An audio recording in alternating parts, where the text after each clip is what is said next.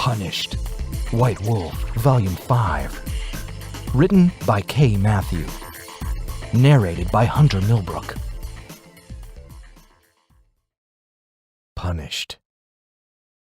"We heard you last night," Jackson said matter-of-factly as he watched Richard devour the eggs that he had been fed for breakfast.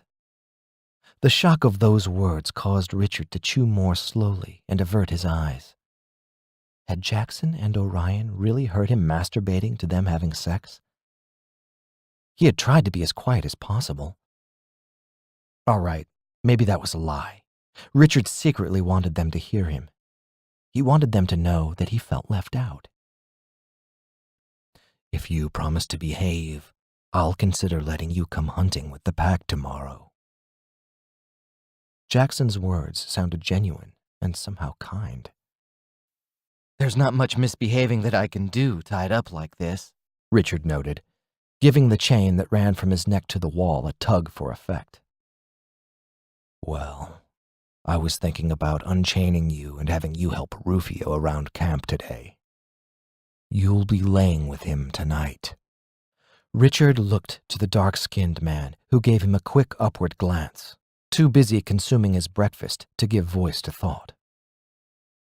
This was one man whom Richard wasn't particularly looking forward to sleeping with. The cock on him was as big and thick as a tree branch, and Richard didn't even want to imagine how it was going to feel going up his ass. His muscles clenched at the thought.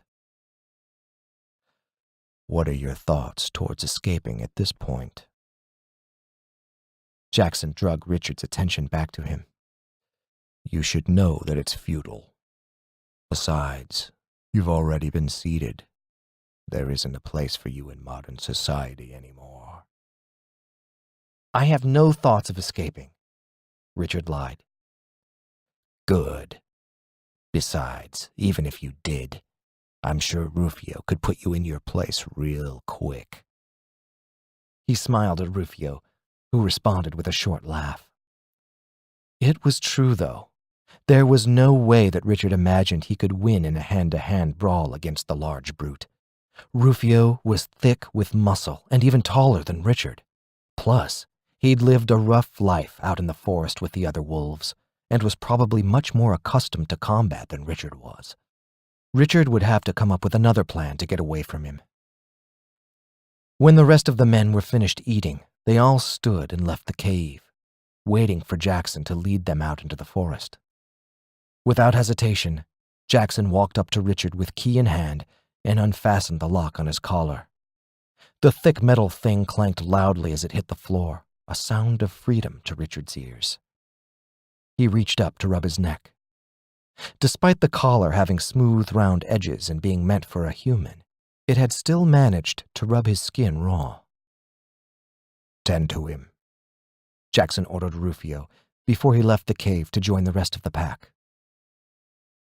Rufio snorted, but didn't disobey. "You, come with me." He nodded his head in a quick jerking motion toward the corner of the cave where the pack kept most of their supplies. Richard's eyes trailed after Jackson for a moment before he followed Rufio. As soon as he was certain that the rest of the pack were far enough away, he would try to make his escape, though he still wasn't sure how he would get the slip on Rufio. Rufio roughly placed his hands on Richard's shoulders and forced him to the ground before he went to concoct a salve out of mixed herbs. Richard watched in wonder, though nothing that Rufio did looked like it took any particularly impressive amount of skill. "Aren't you supposed to be teaching me this stuff?" Richard asked. An annoyed look crossed Rufio's brow as he abruptly stopped mashing the herbs. "I am not fond of babysitting or teaching. I do not have the patience for it. One of the other men will teach you later. For today, you just shut up and watch me." The rest of the men had at least attempted to be kind to Richard. He couldn't understand why Rufio was being so hostile. Either way, Rufio got his point across.